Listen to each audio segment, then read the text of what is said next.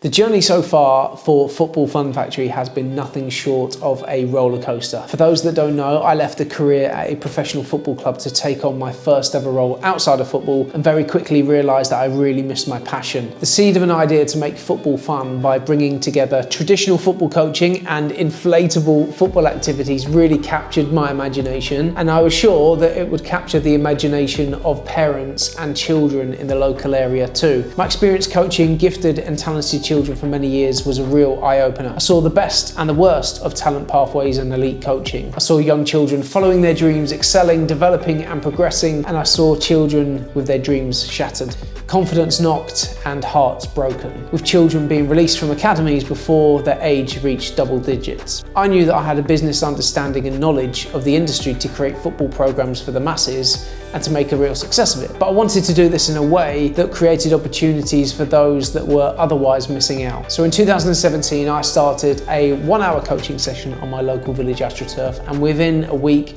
it was fully subscribed. My ethos and values wouldn't allow me to turn away people, so I created more sessions and I filled those too. More sessions led to more locations and new programs, and before I knew it, I was making more money from football coaching than I was as a consultant in my new well-paid job role. So despite enjoying my job, I quit and I went all in at Football Fun Factory. Now this wasn't just about money. I wanted to replace my salary, of course, but I was so willing to reinvest everything over and above that back into positively changing youth football. I worked hard on and off the pitch to develop a brand and grow an awareness within the local area. I posted online every single day and multiple times a day sometimes, and a few people in the area told me that they thought it was all too much. My thought process was that yes, it is too much for you.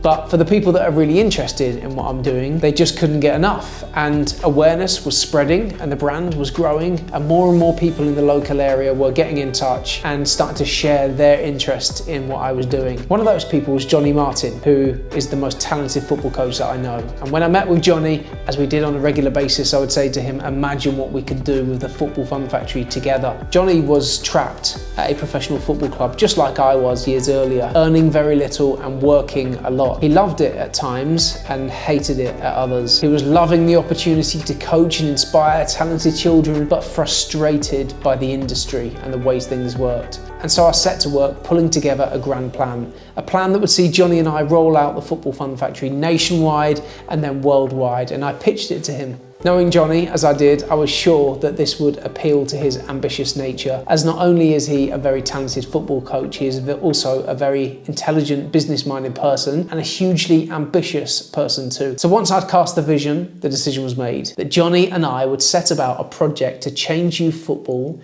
and to make football fun for everyone.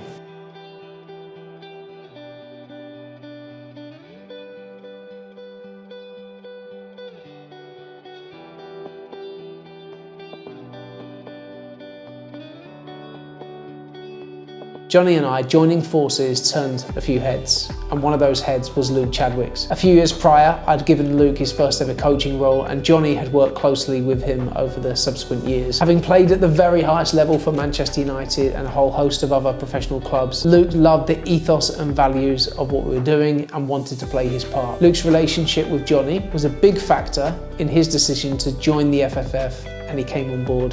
First as a franchisee, and then we made him a director. Now, if Johnny and I joining forces captured people's attention, then Luke joining made people really sit up and take notice. Luke took on responsibility for recruiting new franchisees, and his national profile led to more and more football coaches wondering if the Football Fun Factory could be where their future lies. So within 6 weeks of Johnny and Luke joining our mission, Kyle and Kiefer, who we also worked with, left their roles within a professional club to take on a franchise. And even more amazingly, within 12 months of franchising, we had 12 franchisees. But around this time, COVID struck and our business effectively closed down. We couldn't operate and children weren't allowed to play football. First weeks and then months passed and we had no idea when or perhaps even if Football Fun Factory would return. After an initial period of disbelief, frustration, anger and huge disappointment, this turned into determination, resilience and relentless drive to make Football Fun Factory the success that we all knew that it could be. So we set to work and we developed the systems, processes, manuals, training and documentation we needed to have in place to franchise nationally and one day internationally. We did years worth of work in months. We moved the organisation forward to a level of professionalism that would set us up for tremendous success in the future. 3 lockdowns later, we had the confidence that we would operate without being restricted in the way that we had been before, so we pressed the accelerator. Football Fun Factory was not only back, but it was back with a bang, and it was expanding rapidly.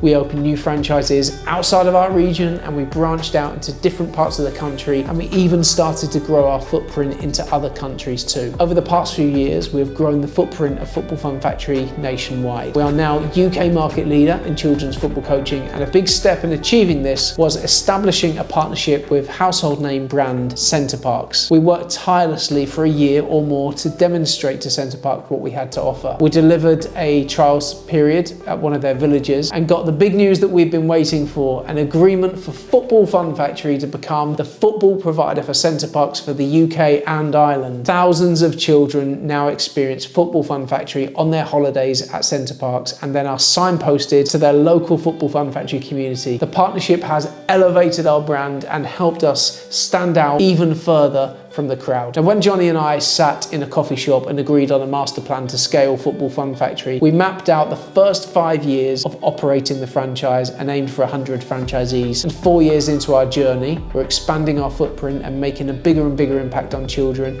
and we are on course to reach this target. But our ambitions are not limited to the United Kingdom. We have plans to grow the Football Fun Factory overseas and bring our truly unique experiences to all corners of the globe. Our goal to become the world's leading children's football coaching organisation is not for the faint-hearted, but our directors, head office team, lead head coaches and franchisees are so committed to this project and achieving this aim. While so much has happened over the past 4 years, this is just the start. This is one of the early chapters of the story of the Football Fun Factory, and my job as the founder of the company is to keep the organisation pushing forwards to ensure that one day we can tell the greatest football story ever told.